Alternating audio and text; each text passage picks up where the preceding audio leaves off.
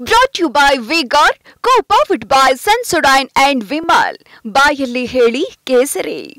Associate sponsor Ultratech Cement. ಆಮೇಲೆ ಯುವ ನಿಧಿ ಗುಲ್ಬರ್ಗದಲ್ಲಿ ಗೃಹಜ್ಯೋತಿ, ಮೈಸೂರಿನಲ್ಲಿ ಗೃಹಲಕ್ಷ್ಮಿ, ಮತ್ತೆ ಶಿವಮೊಗ್ಗದಲ್ಲಿ ವಿವೇಕಾನಂದರ ಜನ್ಮದಿನ ಅವತ್ತು ಅದನ್ನ ಜಾರಿ ಮಾಡಿದೆ. ಯಾಕಂತಂದ್ರೆ ನಾವು ಕೊಟ್ಟಿದ್ದಂತ ಭರವಸೆ 22-23ರಲ್ಲಿ ಯಾರು ಪಾಸ್ ಆಗಿದ್ದಾರೆ, 6 ತಿಂಗಳು ಯಾರಿಗೆ ಕೆಲಸ ಸಿಕ್ಕಿರಲ್ಲ ಅವರಿಗೆ 2 ವರ್ಷದವರೆಗೆ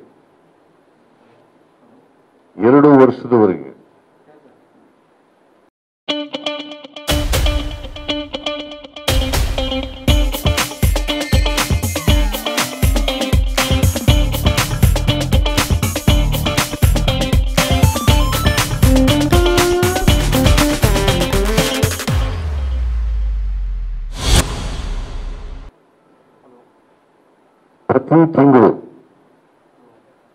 ನಿರುದ್ಯೋಗಿ ಪದವೀಧರರಿಗೆ, ಯಾವುದೇ ಪದವಿ ಮಾಡ್ಕೊಂಡಿರ್ಬೋದು, ಪದವೀಧರರಿಗೆ ತಿಂಗಳಿಗೆ 3,000 ರೂಪಾಯಿ ಕೊಡೋದು ಅಂತೇಳಿ ತೀರ್ಮಾನ ಮಾಡಿದ್ರು. ತಿಂಗಳಿಗೆ 3,000 ಕೊಡೋದು ಅಂತ ತೀರ್ಮಾನ ಮಾಡಿದ್ರು. ಅದು ಒಂದು ದೊಡ್ಡ ಸಭೆ ಮಾಡಿ ಶಿವಮೊಗ್ಗದಲ್ಲಿ ಅದನ್ನ ಜಾರಿ ಮಾಡ್ತಕ್ಕಂಥ ತೀರ್ಮಾನವನ್ನು ಮಾಡಿದ್ರು. ಸೊ ಹೀಗೆ ನಾವು ಅಧಿಕಾರಕ್ಕೆ ಬಂದ 9 ತಿಂಗಳ ಒಳಗಡೆ ಎಲ್ಲ 5 ಗ್ಯಾರಂಟಿಗಳನ್ನು ಕೂಡ ಜಾರಿ ಮಾಡಿ 5 ಗ್ಯಾರಂಟಿಗಳನ್ನು ಕೂಡ ಜಾರಿ ಮಾಡಿದ್ದೀವಿ. ಬಹಳ ವಿಶೇಷ ಏನಪ್ಪಾ ಅಂತಂದ್ರೆ ಮಧ್ಯವರ್ತಿಗಳ ಹಾವಳಿ ಇಲ್ಲ. ನೇರವಾಗಿ ಫಲಾನುಭವಿಗಳ ಖಾತೆಗೆ ಜಮಾ ಆಗ್ತದೆ ಡಿಬಿಟಿ ಮೂಲಕ. ನಾನು ನಿಮಗೆ ಸ್ವಲ್ಪ ಅಂಕಿಅಂಶಗಳನ್ನು ಕೊಟ್ರೆ, ಬರೀತಿರೋ ಇಲ್ಲೋ ಗೊತ್ತಿಲ್ಲ ನನಗೆ, ಅಂಕಿಅಂಶಗಳನ್ನು ಕೊಟ್ರೆ ಶಕ್ತಿ ಯೋಜನೆಯಲ್ಲಿ ಅವತ್ತಿನಿಂದ ಇವತ್ತಿನವರೆಗೆ ಅಂದ್ರೆ ಏಪ್ರಿಲ್ ಕೊನೆಯವರೆಗೆ ಎಷ್ಟು ಜನ ಮಹಿಳೆಯರು ಉಚಿತ ಪ್ರಯಾಣ ಮಾಡಿದ್ದಾರೆ ಅಂತಂದ್ರೆ 201 ಕೋಟಿ 32 ಲಕ್ಷ ಮಹಿಳೆಯರು ಏಪ್ರಿಲ್ ಕೊನೆಯವರೆಗೆ. ಈಗ ಇನ್ನೂ ಜಾಸ್ತಿ ಆಗಿದೆ. ಇದಕ್ಕೆ ನಾವು ಖರ್ಚು ಮಾಡಿರ್ತಕ್ಕಂಥ ಹಣ 4,857.95 ಕೋಟಿ. 4,857.95 ಕೋಟಿ.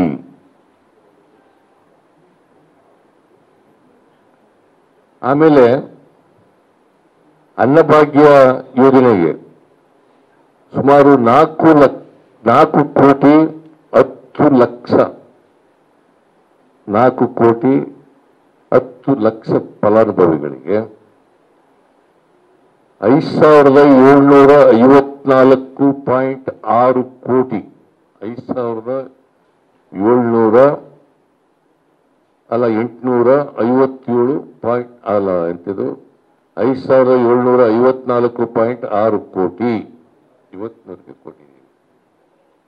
ಆಮೇಲೆ ಗೃಹ ಜ್ಯೋತಿನಲ್ಲಿ 1.60 ಲಕ್ಷ ಕೋಟಿ 1,60 ಲಕ್ಷ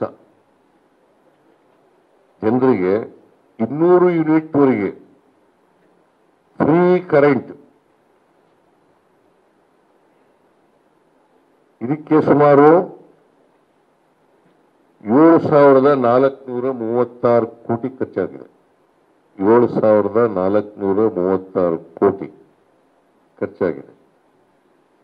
ಗೃಹಲಕ್ಷ್ಮಿ ಯೋಜನೆ 1,20 ಲಕ್ಷ ಯಜಮಾನರಿಗೆ 1,20 ಲಕ್ಷ ಯಜಮಾನಿಯರಿಗೆ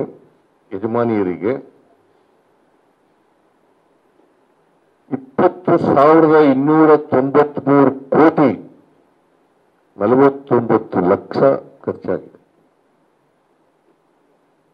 20,293 ಕೋಟಿ 49 ಲಕ್ಷ ಖರ್ಚಾಗಿದೆ.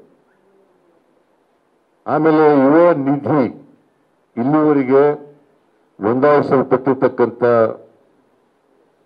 ನಿರುದ್ಯೋಗಿ ಯುವಕ ಯುವತಿಯರು 1,53,255. ಯಾಕಂದ್ರೆ ಇದು ಜನವರಿನಲ್ಲಿ ಜಾರಿಗೆ ಬಂದದ್ದು.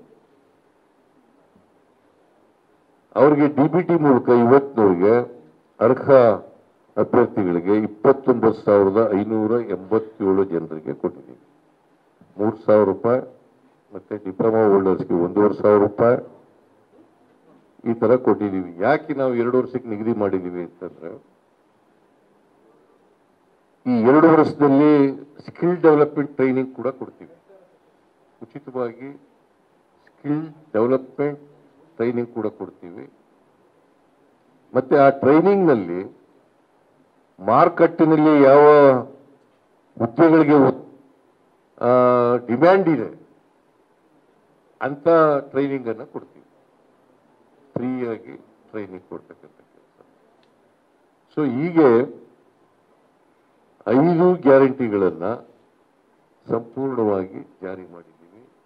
ಇದಕ್ಕೋಸ್ಕರ 23-24ರಲ್ಲಿ ಅಂದ್ರೆ 1 ವರ್ಷ ಪೂರ ಇರಲಿಲ್ಲ ನಮಗೆ.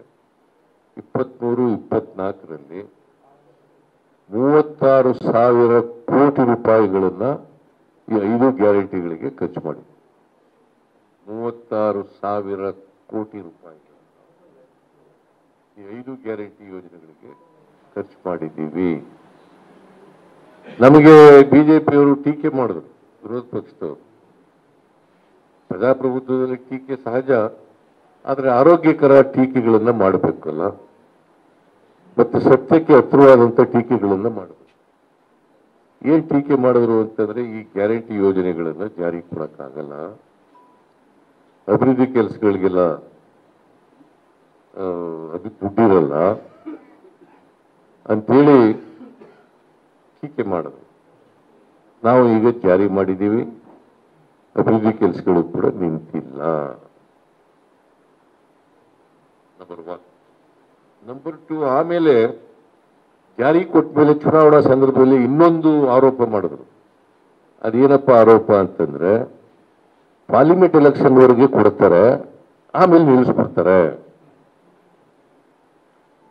ನಾನು ಅನೇಕ ಸಭೆಗಳಲ್ಲಿ ಹೇಳಿದ್ದೀನಿ, ಈಗಲೂ ಹೇಳ್ತೀನಿ, ಯಾವ ಕಾರಣಕ್ಕೂ ಕೂಡ ಜನ ನಮಗೆ ಆಶೀರ್ವಾದ ಮಾಡಿ 5 ವರ್ಷದವರೆಗೆ ಕಳಿಸಿದ್ದಾರೆ, ಅಲ್ಲಿವರೆಗೂ ಕೂಡ ಈ ಗ್ಯಾರಂಟಿ ಯೋಜನೆಗಳನ್ನ ಜಾರಿ ಕೊಡ್ತೇವೆ. No question of stopping any guarantee ಯೋಜನೆ. ಯಾವುದನ್ನು ಕೂಡ ನಿಲ್ಲಿಸಲ್ಲ. ಆಮೇಲೆ ಇನ್ನೊಂದು, ನಿಮಗೆ ಅಭಿವೃದ್ಧಿ ಕೆಲಸಗಳು ನಿಂತೋಗಿದ್ದಾವೆ ಅಂತ ಹೇಳ್ತಾರಲ್ಲ, ಒಂದು ಅಂಕಿಅಂಶ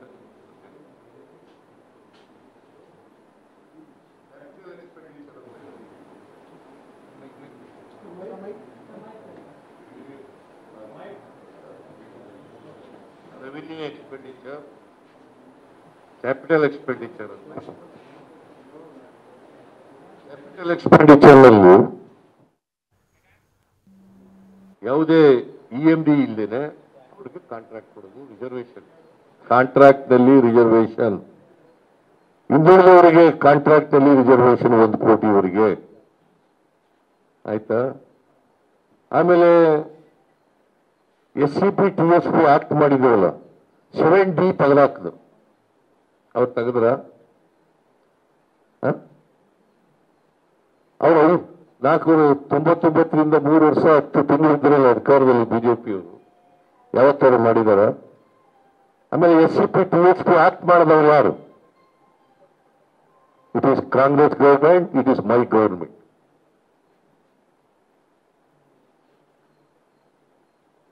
ನರೇಂದ್ರ ಮೋದಿ ಅವರು ಭಾಷಣ ಮಾಡ್ತಾರಲ್ಲ,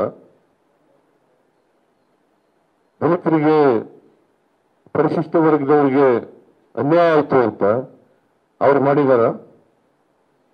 ಪರಿಶಿಷ್ಟ ಜಾತಿ ಪರಿಶಿಷ್ಟ ವರ್ಗದವರಿಗೆ SCP TSP ಆಕ್ಟ್ ಮಾಡಿದಾರ? ಕೇಂದ್ರದಲ್ಲಿ ಮಾಡಿದಾರ? ಅಥವಾ ಬಿಜೆಪಿ ಅಧಿಕಾರದಲ್ಲಿರ್ತಕ್ಕಂಥ ರಾಜ್ಯಗಳಲ್ಲಿ ಮಾಡಿದಾರ? No way. ಮತ್ತೆ ಇವ್ರಿಗೆ ದಲಿತರ ಬಗ್ಗೆ ಪರಿಶಿಷ್ಟ ಜಾತಿ ಪರಿಶಿಷ್ಟ ವರ್ಗದವರ ಬಗ್ಗೆ ಏನ್ ಕಾಳಜಿ ಇದೆ ಇವ್ರಿಗೆ? ಆಮೇಲೆ ಇನ್ನೊಂದು ಸುಳ್ಳು ಹೇಳ್ತಾರೆ, ಮೈನಾರಿಟೀಸ್ಗೆ ಹಿಂದುಳಿದವರಿಗೆ ಕೊಟ್ಟಿರ್ತಕ್ಕಂಥ ಮೀಸಲಾತಿಯನ್ನ ಕಿತ್ತು ಮುಸಲ್ಮಾನರು ಕೊಟ್ಬಿಡ್ತಾರೆ. ಇದು ನರೇಂದ್ರ ಮೋದಿ ಅವರು ಹೇಳುವುದು. ಏನಾದ್ರು ಸತ್ಯಕ್ಕೆ ಹತ್ರ ಆದದ್ದು ಹೇಳ್ಬೇಕಲ್ಲ. 1994 ಇಸ್ವಿನಲ್ಲಿ ಮುಸಲ್ಮಾನರಿಗೆ ಮೀಸಲಾತಿ ಕೊಡ್ತು 4%. ಮೀಸಲಾತಿ ಹೆಂಗಿದೆ ಅಂತಂದ್ರೆ ಕರ್ನಾಟಕದಲ್ಲಿ ಪ್ರವರ್ಗ 1, ಪ್ರವರ್ಗ 2A 2B 3A 3B ಈ ತರ ಮೀಸಲಾತಿ ಇದೆ. ಪ್ರವರ್ಗ 1ಕ್ಕೆ 5% ಕೊಡ್ತಾರೆ.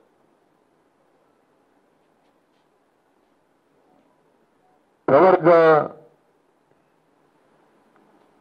2Aಗೆ 15% ಕೊಡ್ತಾರೆ. ಪ್ರವರ್ಗ 2Bಗೆ 4% ಕೊಡ್ತಾರೆ. 3Aಗೆ ಅದರಲ್ಲಿ 3Aದಲ್ಲಿ 4%, 3B 5%.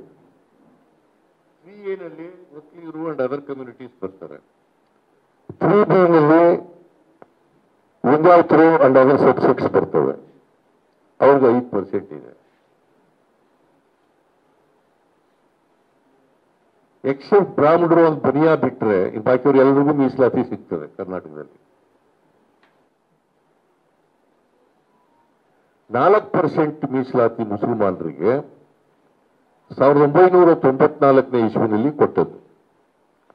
ಅದಕ್ಕೋಸ್ಕರನೇ 2P ಆಗಿರೋದು. 2P ಆಗಿರೋದು ಅದು ಚಿನ್ನಪ್ಪರೆಡ್ಡಿ ಆಯೋಗದ ಶಿಫಾರಸಿನ ಮೇಲೆ ಕೊಟ್ಟಿರ್ತಕ್ಕಂಥದ್ದು.